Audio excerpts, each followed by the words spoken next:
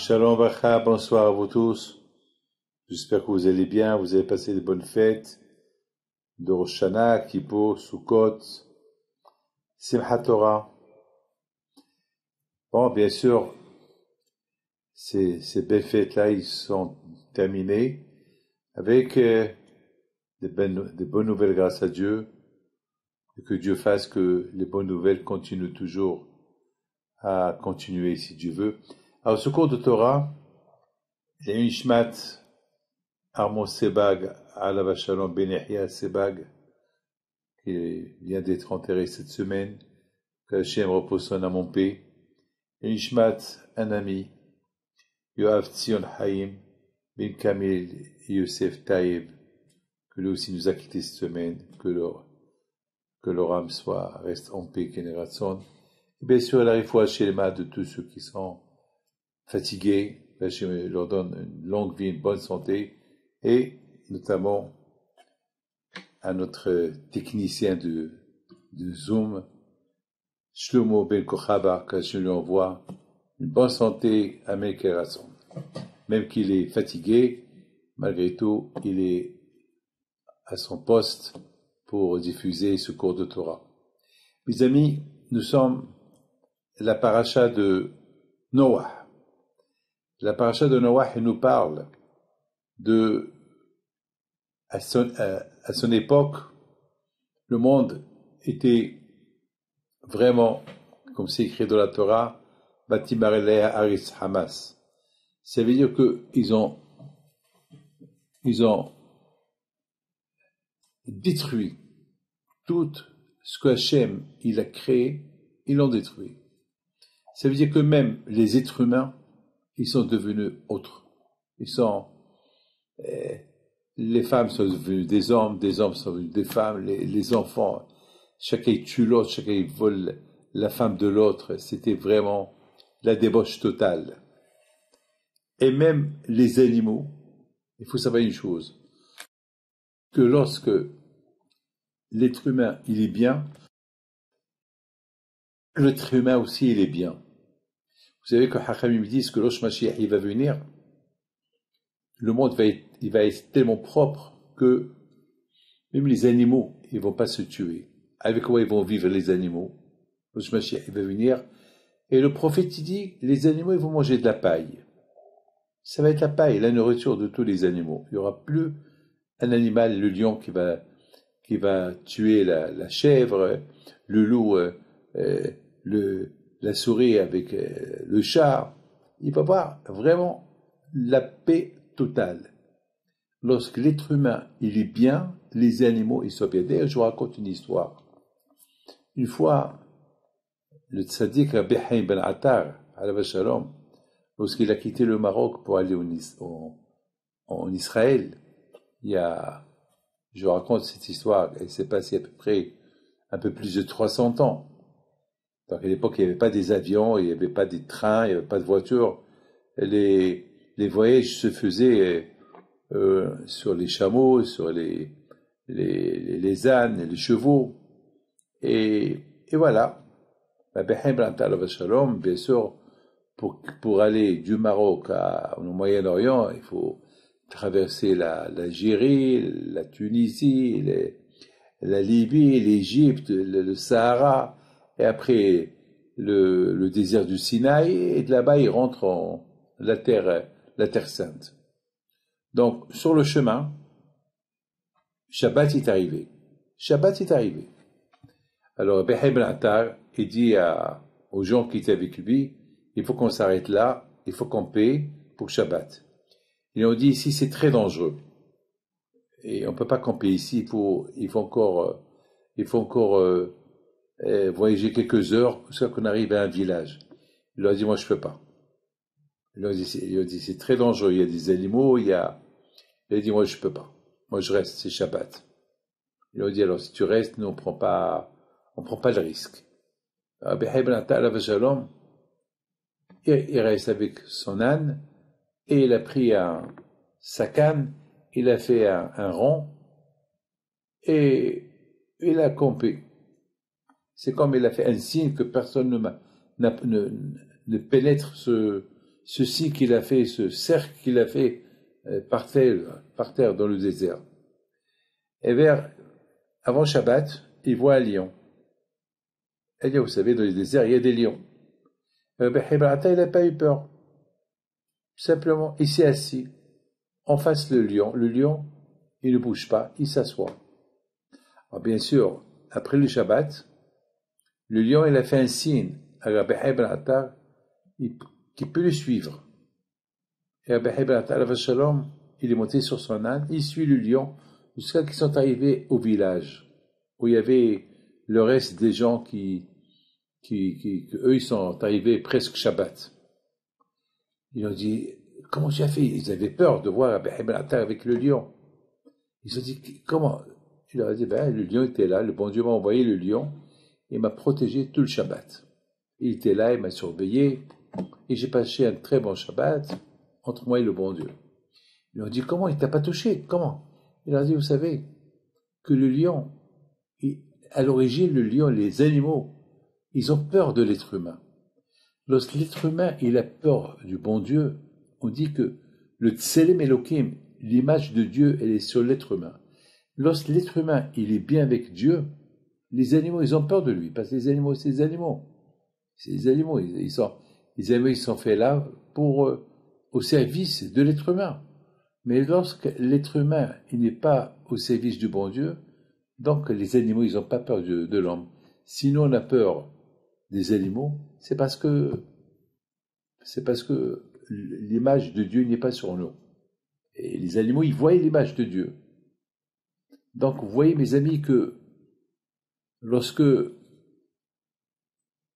déluge, Hachem, il a dit à Noah, je vais anéantir le monde, je vais détruire le monde avec le déluge, et même les animaux, parce que les animaux, ils n'avaient pas peur des hommes, les hommes, ils n'avaient pas peur des animaux. Vous savez, c'est devenu Hachem Ishmor, une création qui n'était pas celle que Dieu a créée à l'origine.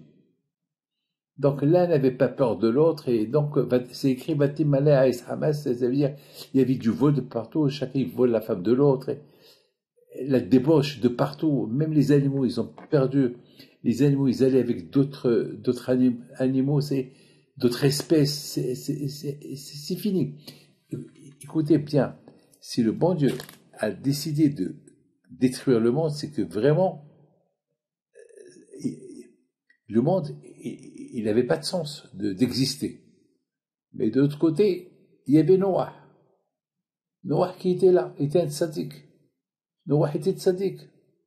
Alors, Akadosh Baruch Hu, il a dit à Noah, Noah, tu vas construire une teva, et tu vas être le seul, toi et ta femme, et tes enfants et leurs femmes, vous allez vivre. Mais le reste du monde... Et Noah, ça lui a pris 120 ans pour construire l'arche.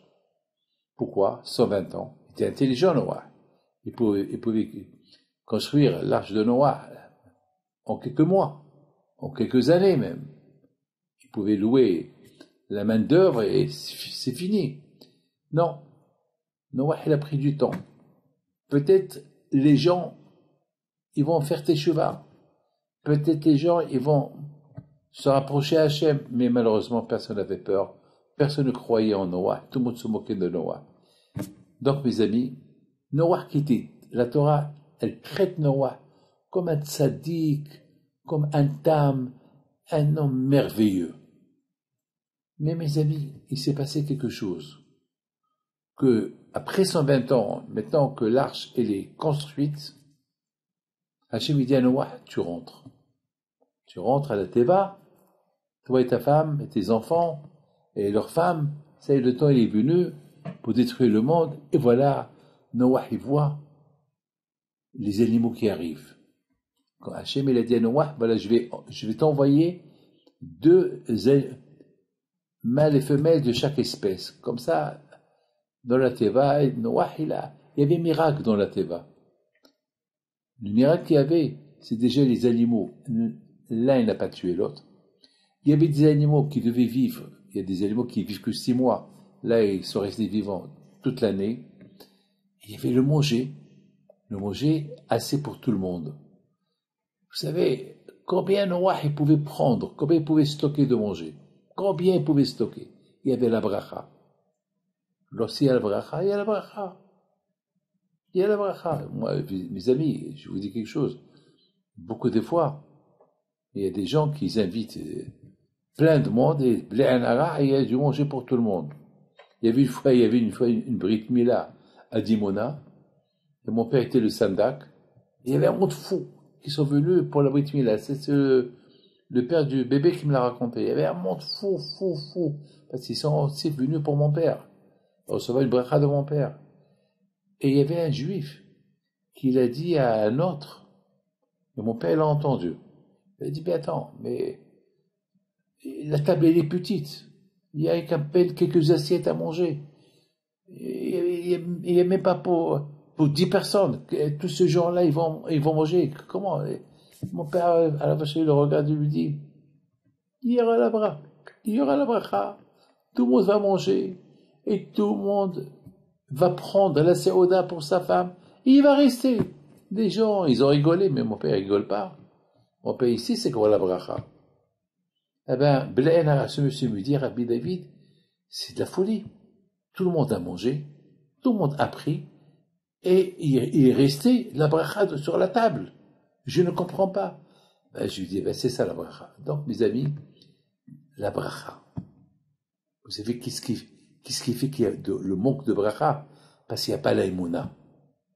Parce qu'il n'y a pas l'aïmouna. Mais lorsqu'on a l'aïmouna à Kadosh Baruch Hu, donc il y a la bracha. Il y a la bracha. Donc, Noah, il avait des millions d'animaux, de toutes les espèces, les animaux sauvages, de tout, il y avait de tout là-bas. Le miracle, c'est Allah n'a pas mangé l'autre, et ils avaient la bracha pour tout le monde. Et en plus, il y avait Noah. Noah et ses enfants et leurs femmes, ils n'ont pas dormi pendant 1 an. 1 an, ils s'occupaient des animaux. Ils ne pouvaient pas dormir parce qu'ils devaient s'occuper des animaux. Il y a aussi, il faut savoir que ça peut pas, ça n'existe pas quelqu'un qui dort pas. Et là, ils sont pas dormis. Ils sont restés éveillés. Ah non, un miracle. Mes amis, ce qu'il faut savoir c'est que Hachem il dit à Noah, une fois que Noah, il était prêt pour fermer la Théba, Hachem il dit à Noah, est-ce que tu as oublié de mettre une fenêtre dans la Théba? Et Noah il dit à Kashrou, oui, j'ai fait, comme tu m'as dit. Noah il a fait exactement ce que Hachem lui a dit. Il y avait Sohak Ta'asel la Théba, une fenêtre. Pourquoi la question elle est pourquoi cette fenêtre? Alors on va dire que cette fenêtre pour voir un peu la lumière. Alors maintenant tout le monde pose une question. Mais cette fenêtre, elle est tellement petite. Cette fenêtre, qu'est-ce que cette fenêtre? Elle peut éclairer. Qu'est-ce qu'elle peut éclairer? L'arche de Noé était immense. Il y avait 3 étages. Je ne comprends pas. Qu'est-ce qui s'est passé? Est-ce que, bien sûr, vous savez, c'était du bois. Il n'y avait pas des bougies. Il n'y avait rien du tout. À l'époque, il n'y avait pas de bougies. Il n'y avait pas de lumière. Il n'y avait rien du tout. Donc, il y avait quoi? Comment Noah, il va voir les petits insectes? Les petits insectes, comment il va les voir?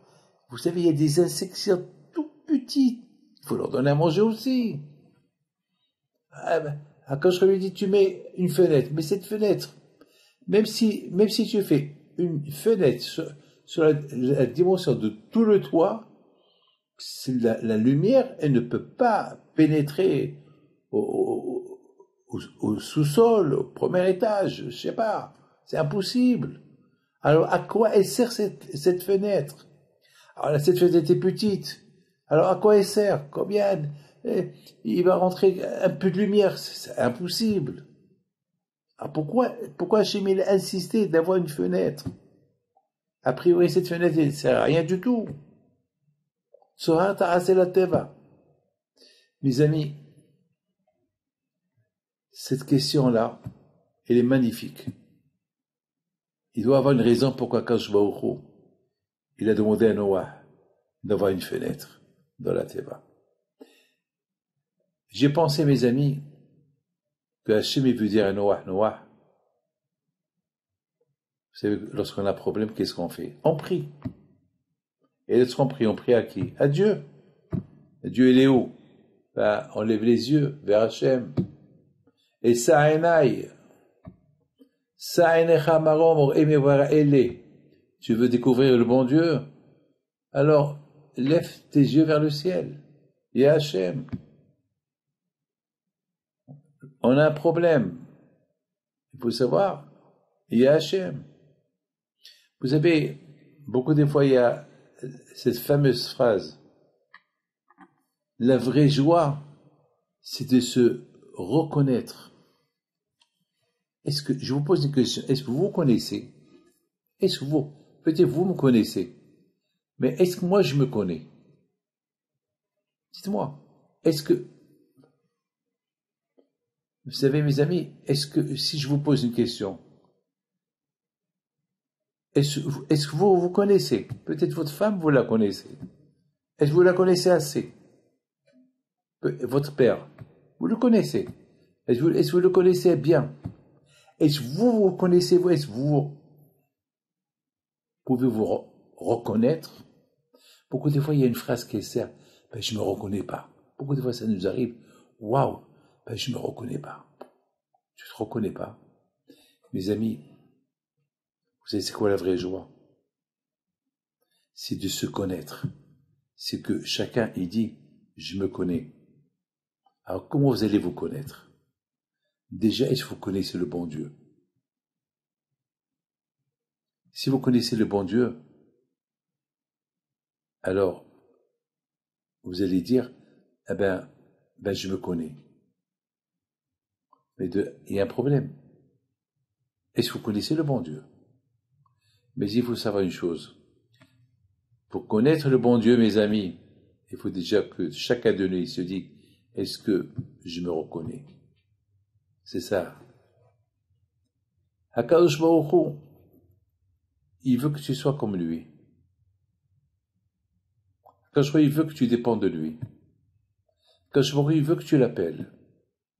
Akadosh Baruch Hu, il veut que tu sois à son image. C'est ce que Hachem il veut. Mes amis, dans la vie, il faut savoir une chose. Je vous raconte une très belle histoire. Il y avait une fois un rabbin qu'il a acheté un étrog pour la fête de Sukkot. Vous savez, pendant la fête de Sukkot, on achète des étrogim. Il a acheté un étrog, le meilleur du monde. Et ça lui coûtait cher. Maintenant, le problème, il est que lorsqu'il voulait partir à la synagogue, il entend une femme qu'elle pleure. Il avait de la peine, il rentre, il tape à la porte, c'est une voisine, il voulait savoir si tout va bien. C'est une femme qui a perdu son mari et qui s'est remariée avec un autre homme. Elle la voit en train de pleurer. Il lui dit, Madame, j'entends tes pleurs de dehors. Il lui dit, oui, Rabbi, j'ai perdu mon mari, j'ai un enfant de lui, et après plusieurs années, grâce à Dieu, je me suis remarié avec quelqu'un d'autre, et malheureusement, il a acheté un étrog, et mon fils, il n'est pas le fils de mon mari, c'est le fils de mon premier marié, il a cassé le fruit, il a cassé le étrog. Alors j'ai peur, il va venir, il va le frapper, peut-être il va me divorcer. Allah va shalom, ce tzaddik, qu'est-ce qu'il a fait? Il lui dit, attends, donne-moi le étrog. Le étrog, c'est un fruit, on prie avec à Sukkot. Donne-moi le étrog. Il voit le étrog, vraiment, il était cassé.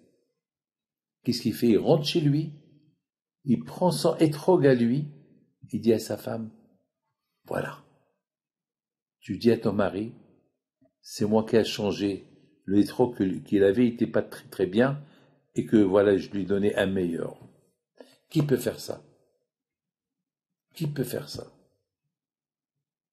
Ben, mes amis, lorsqu'on connaît Akadosh Baruch Hu, alors, pour Bémeta, la joie, on veut découvrir une joie personnelle, chacun de nous, si on se donne le temps pour se connaître, pour connaître qui suis-je, qu'est-ce que je suis venu faire dans ce monde-là. C'est comme ces lunettes-là, je les connais. Ben, je connais, c'est ma taille, voilà, je les mets, c'est ma taille, je vois avec, je les reconnais. Mais est-ce que moi je me reconnais? Est-ce que je connais mes défauts? Est-ce que je connais les bonnes choses que j'ai, les mauvaises choses que j'ai? Vous savez que dans la vie, il n'y a pas de perfection. Celui qui se prend pour un parfait, il est loin de l'être. C'est un travail sur soi. C'est un travail sur soi. Pour se reconnaître, c'est déjà, est-ce qu'on connaît? Quelle est notre relation avec le voisin? Quelle est notre relation avec le bon Dieu?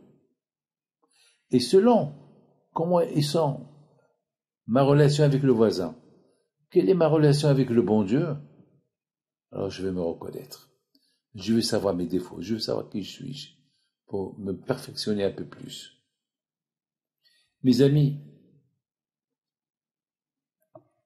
Hachem, il a voulu que, lorsqu'on fait la prière, on met un talit. On met un talit. Et dans le talit, il y a comment ça s'appelle, dans chaque talit, chaque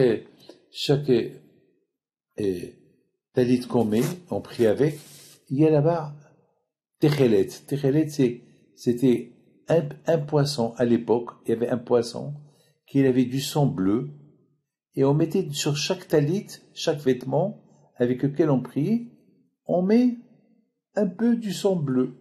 Pourquoi bleu? Pour te rappeler qui est Hachem. Comme ça, tu lèves tes yeux, tu vois le bleu, le ciel bleu. Aujourd'hui, mes amis, ceux qui voient le ciel bleu, ah, il fait beau temps, demain je vais aller à la plage, je vais bronzer, ah, il fait beau. Mes amis, le ciel bleu, c'est pour te rappeler qui est Hachem. Ça va, tu peux profiter. Tu peux aller à la plage si tu veux, prendre un peu de soleil, la plage cachère, il n'y a pas de problème. Tu peux.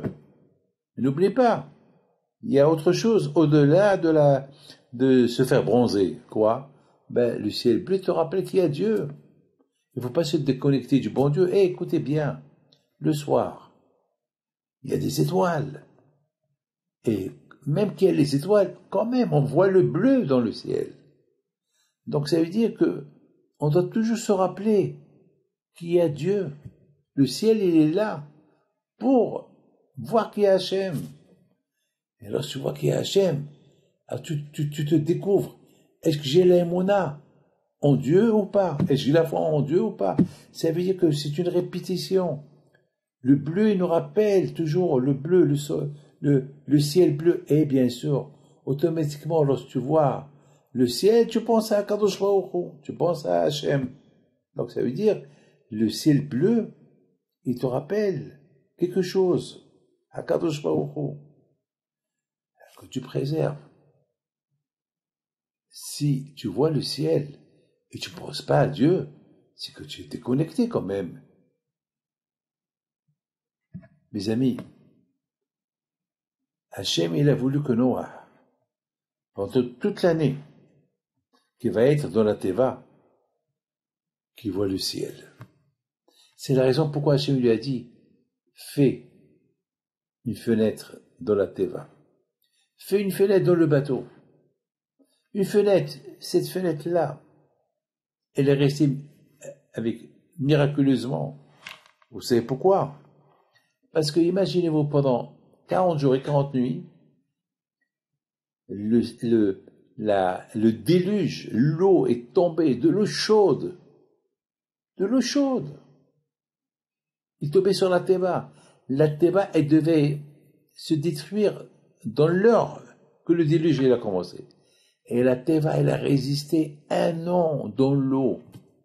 L'eau, il a noyé le monde entier. L'eau, il a dépassé le monde entier de 15 mètres, de 15 amot. On voit on voit plus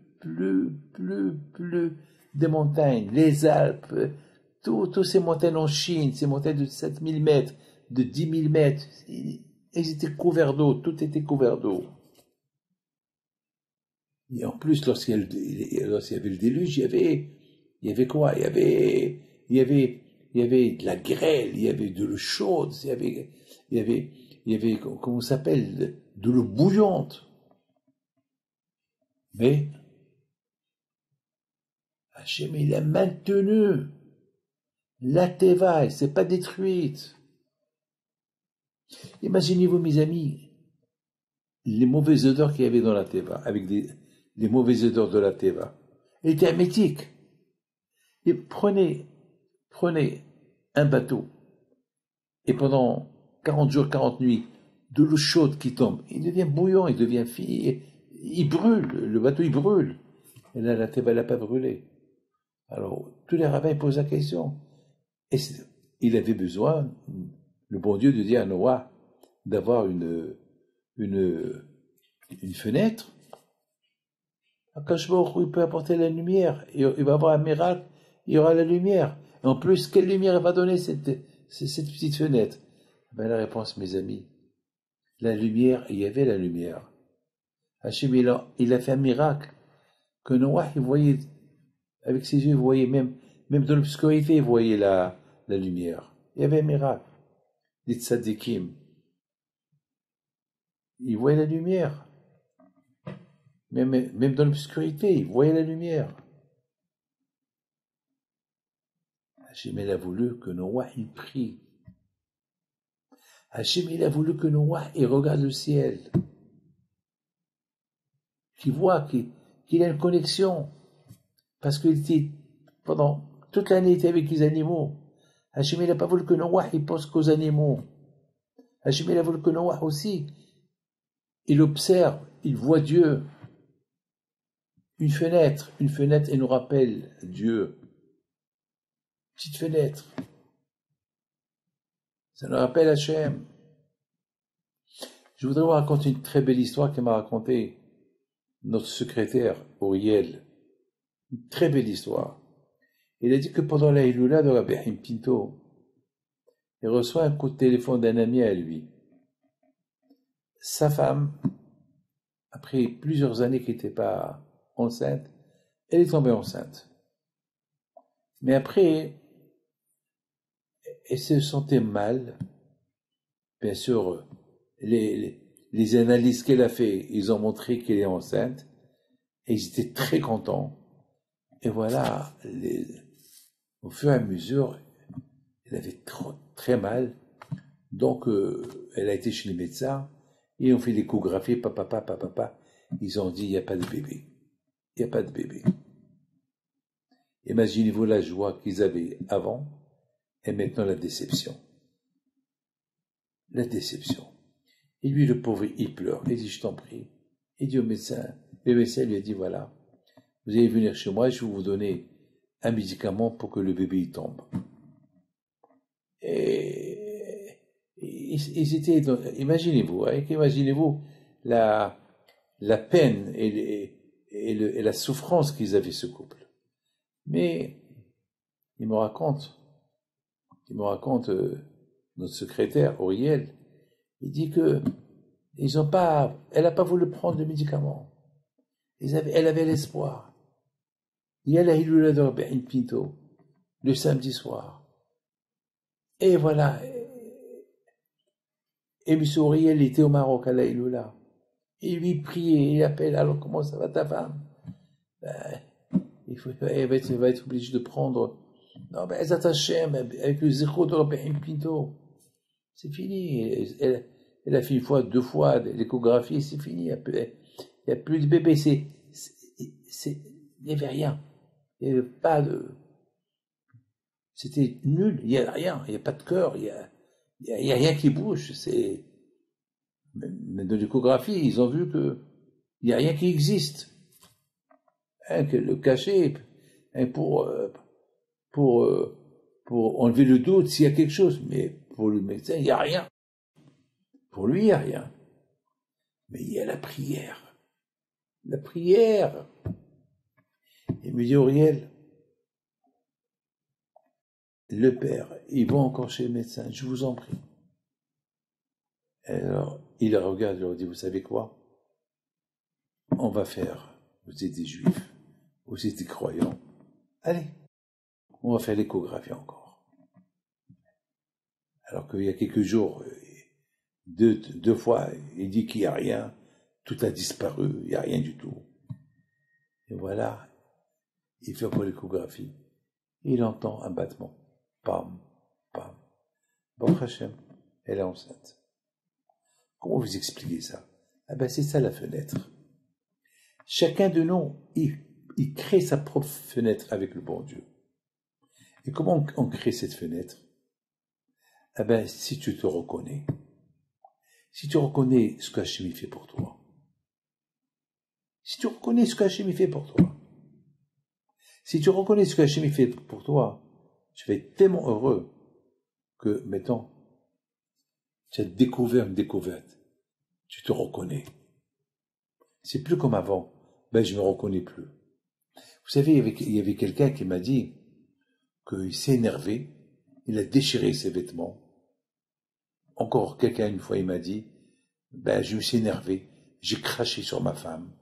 Il y a un autre qui me raconte, ben, je me suis énervé, j'ai déchiré l'argent.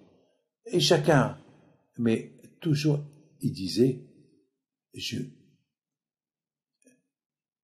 ne suis pas reconnu. Pendant ces moments-là, je ne se reconnais pas.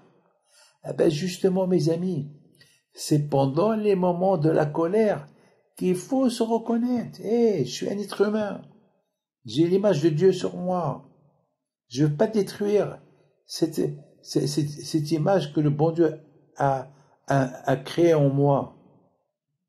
Lorsque tu te reconnais, alors automatiquement tu reconnais ce qu'Hachem il a fait en toi. Et lorsque tu reconnais ce qu'Hachem il a ancré en toi, il a fait en toi, alors tu reconnais Akadosh Baruch Hu Hachem. Il faut toujours avoir cette fenêtre. Tzohar ta'aseh la teva. La teva de l'arche, c'est le corps. De le corps à nous, on doit avoir une fenêtre. À travers cette fenêtre, on découvre Hachem. On voit Hachem. Et c'est facile. Lève tes yeux. Et il y a la grande fenêtre. Prie. Si tu pries, si tu te reconnais, et tu vas être content, et tu vas être heureux. Vous savez, mes amis, il y a quelqu'un qui vient chez moi aujourd'hui. Aujourd'hui, j'ai reçu les gens. Il y a quelqu'un qui est venu chez moi. Et il m'a raconté que, Rabbi David, je ne reconnais plus ma femme. Ben, elle dit, je la reconnais plus. Elle est devenue trop religieuse. Je la reconnais plus. On s'est mariés. On avait une belle vie. Et maintenant, je la reconnais plus. Elle veut plus aller avec moi à la plage. Elle veut plus manger avec moi le poisson dehors. Je la reconnais plus. C'est plus elle. Je le regarde. Je le regarde. Je lui dis, alors, qu'est-ce que tu veux? Elle dit, Rabbi David, ça ne vous dérange pas, elle va venir.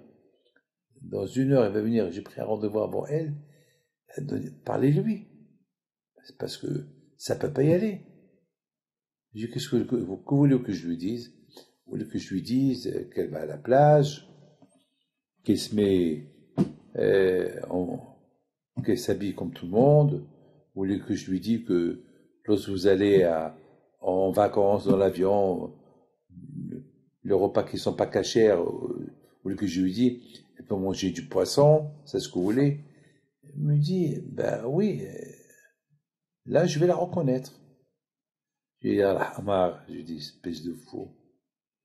Mais je lui dis, va voir toi, si tu es connaissable ou méconnaissable.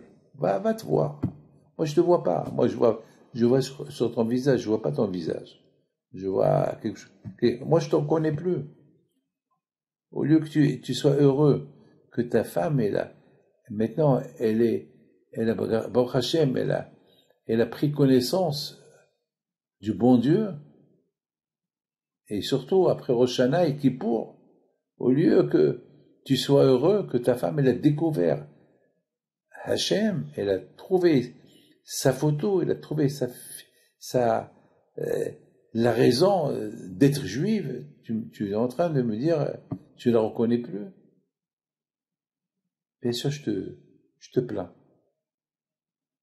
Je te plains. Je dis, dis-moi, je te pose une question. Tu admets que tout le monde regarde ta femme? Il me dit oui. Et tu sais pourquoi tout le monde regarde ta femme? Parce que la façon comment tu l'obliges à se comporter, tout le monde la voit. Et ça te rend jaloux. Oui ou pas? Il me dit oui. Je dis alors maintenant, il veut t'éviter la jalousie.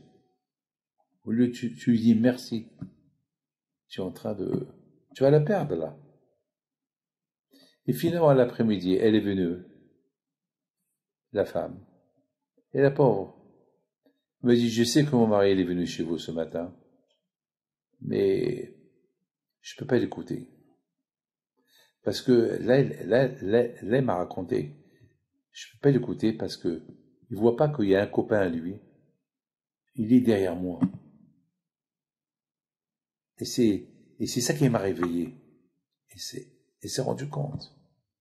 Elle s'est rendu compte. Elle se rend compte. Et le mari ne veut pas se rendre compte jusqu'à qu'on lui vole sa femme. C'est là qu'il va pleurer. J'ai dit, madame, tu as parlé avec lui, tu lui as dit ça. Elle m'a dit, j'ai peur de lui dire. Qui le frappe? J'ai dit, non, il faut lui dire. Il faut lui dire.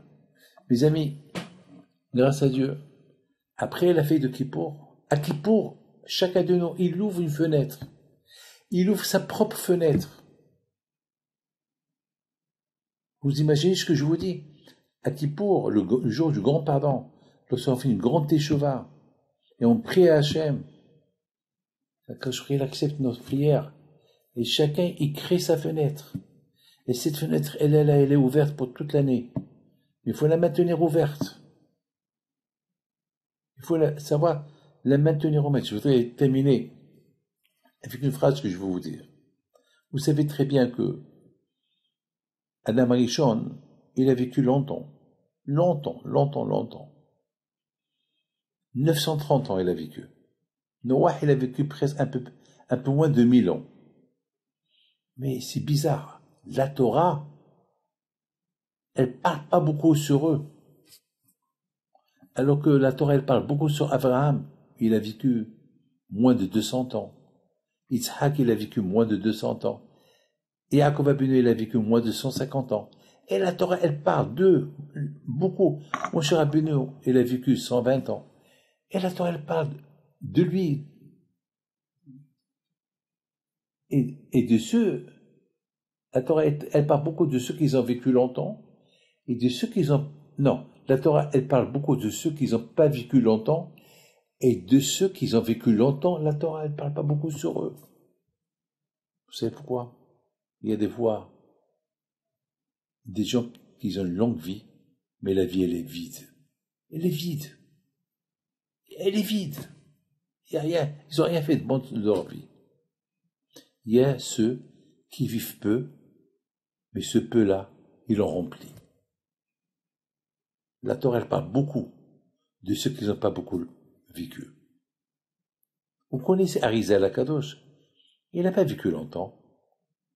Mais ce qu'il a fait dans le peu de temps qu'il a vécu, c'est inimaginable. Mes amis, uniquement celui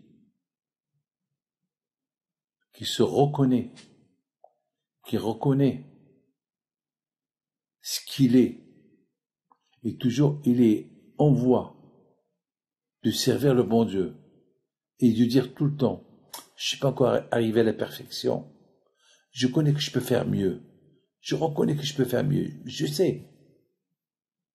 celui-là, ceux-là, ils sont les gens les plus heureux du monde. Regardez Sarah Imeno. Elle a vécu 127 ans. Et vous savez, qu'est-ce qu'elle a fait dans sa vie? Qu'est-ce qu'elle a fait dans sa vie? C'est de la folie ce qu'elle a fait dans sa vie. La Torah, elle parle beaucoup d'elle. Rachel Imeno était jeune lorsqu'elle est morte. Jusqu'à maintenant, on parle de Rachel Imeno. Léa, Rivka. Mais Adam Arishon et Noah, il a vécu presque 1000 ans. Qu'est-ce qu'il a fait de sa vie? Il n'a pas fait grand-chose dans sa vie. C'est vrai, s'il n'y avait pas le bon Dieu qui l'a aidé, lui aussi, il serait tombé. Il a vécu longtemps, mais sa vie était vide. Regardez, lorsque le déluge est venu, il n'a pas réussi à sauver le monde, tout le monde, et il a sauvé que ses enfants et leurs femmes. C'est tout. Il n'y avait personne avec lui, il n'y avait que les animaux que le bon Dieu a choisis. Lui-même, il n'a pas réussi à choisir un animal, il ne savait pas quel animal il est bien ou quel animal il est bien. Les amis, c'est ça. Rabbi Chaim Pinto Alav Shalom, notre grand-père, mon grand-père, il a vécu 72 ans. Mais jusqu'à maintenant, on parle de lui. Il a fait des choses. Et il a fait une histoire. Il a fait une histoire. Il y a des gens qui ont... Mes amis, écoutez, il y a des gens milliardaires, ils se sont oubliés. Il y a des gens qui n'étaient pas riches. Jusqu'à maintenant, on parle d'eux. Quelle est la différence entre les deux? Celui qui était milliardaire était avare. Il avait l'argent que pour lui, pas pour aider les autres. Il pensait qu'à lui.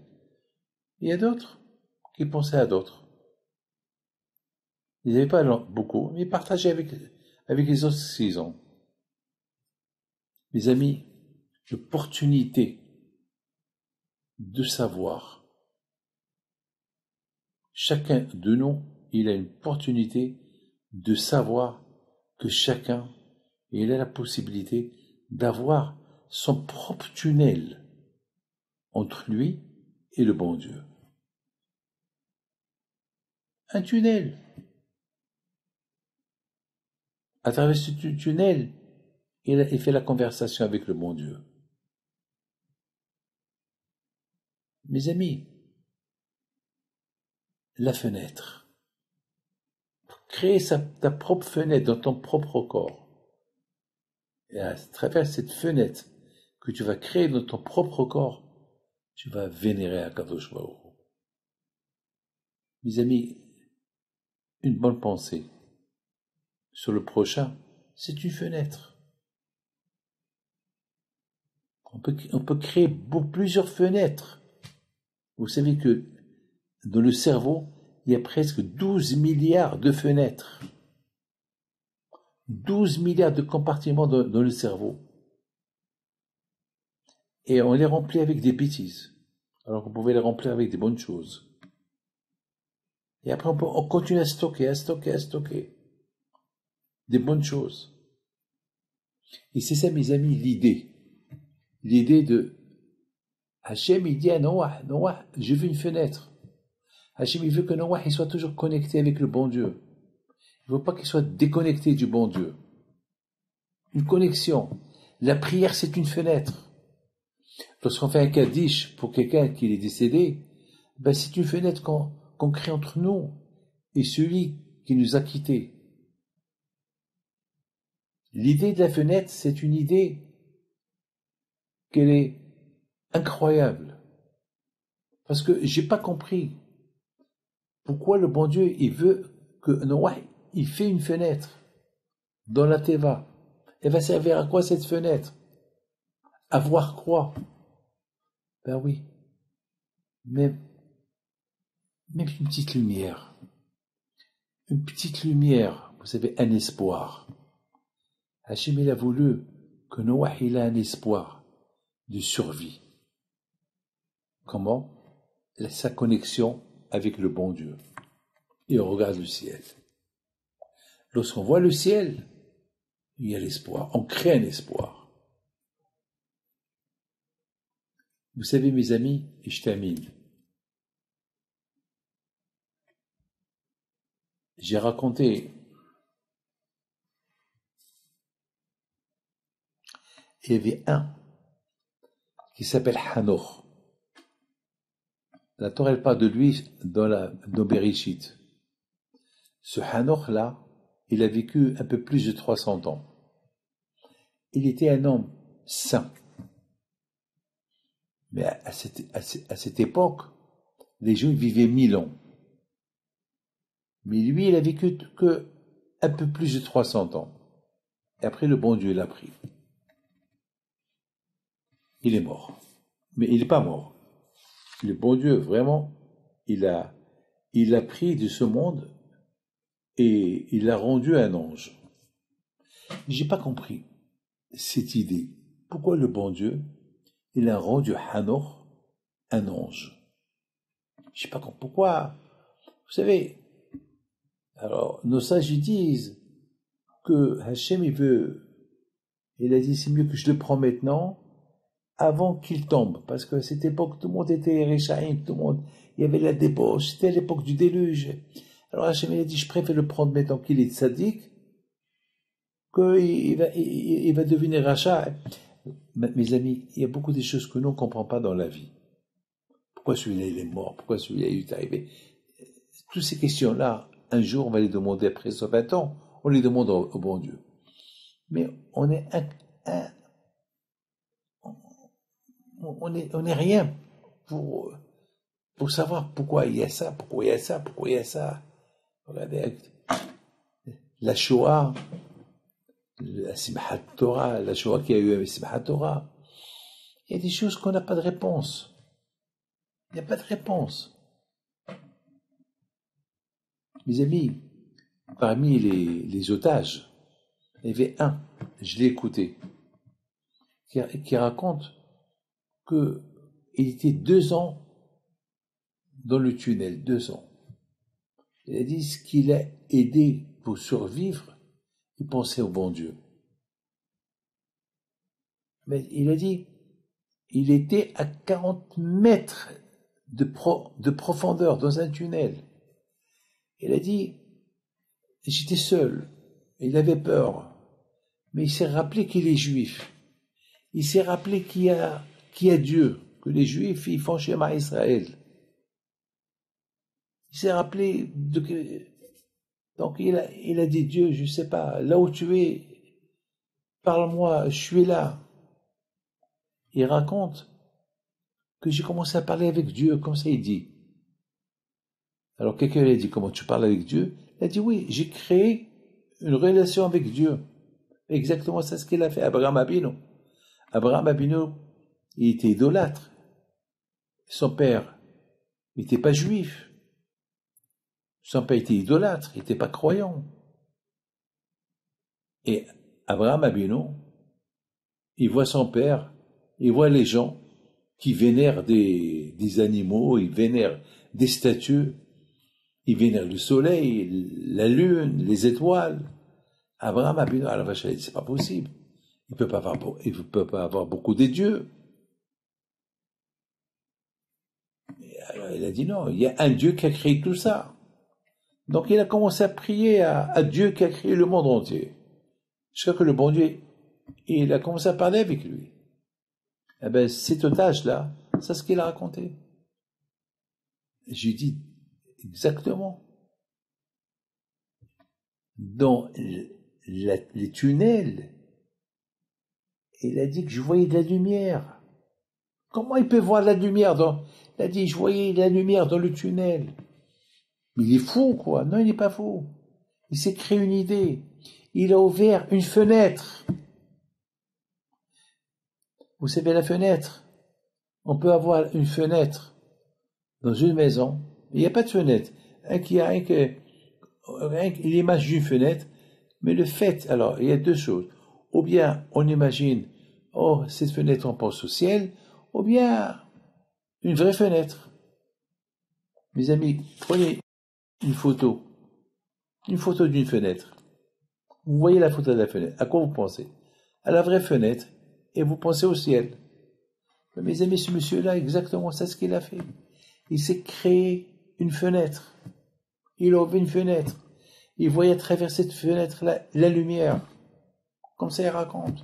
Et comme ça, j'explique son histoire. Mais vous savez comment ça se termine, son histoire? Il se termine qu'il a dit aux journalistes, malheureusement, ça me manque. Cette relation que j'avais avec le bon Dieu chaque jour pendant 2 ans. Elle me manque aujourd'hui. Alors moi, j'ai pensé, j'ai dit, si j'étais à côté, j'aurais dit, mon fils, la relation que tu avais avec le bon Dieu lorsque tu étais dans les tunnels, tu peux la continuer maintenant. La fenêtre, tu peux. S'il y avait une fenêtre dans les tunnels, il y a le ciel. Au-delà des tunnels, il y a Hachem. Et c'est ça, mes amis, l'idée de la fenêtre. L'idée de la fenêtre, c'est déjà, il faut se reconnaître. Lorsque tu sais tes capacités, alors tu vas voir quel genre de fenêtre tu vas créer. Une petite fenêtre, une fenêtre en carton, ou une fenêtre artificielle, ou une vraie fenêtre. Une vraie fenêtre. Bah, de toutes les façons, n'importe quelle fenêtre que tu vas créer, artificielle ou avec une peinture ou n'importe quoi, ça ne peut que te rappeler qu'il y a Dieu. Mais pour tout cela, il faut reconnaître tes capacités. Parce qu'il y a beaucoup de gens qui ne veulent pas reconnaître leurs capacités et ils utilisent leurs capacités pour des bêtises. J'ai vu quelqu'un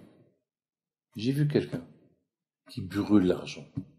Il y brûle dans la drogue, dans des... Dommage. Il ne peut pas reconnaître ce que le bon Dieu lui a donné. Il a donné de l'argent pour faire du bien avec. Et lui, il y brûle. Mes amis, que Hachem vous protège. Que le bon Dieu vous donne la santé et la joie. Shana Tova Metuka. Que Hachem vous ouvre les portes si Dieu veut. Et bien, Hachem, qu'on verra Mashiach venir. Amen. Et là, il faut chez les mains à tous ceux qui sont malades et ce cours de Torah, encore une fois. Il y a eu Shmat, Armon Sebag, Ben Yahya Sebag, alav shalom, et Yoav Tzion Hayim Ben Kamiv Yosef Taïb. Amen.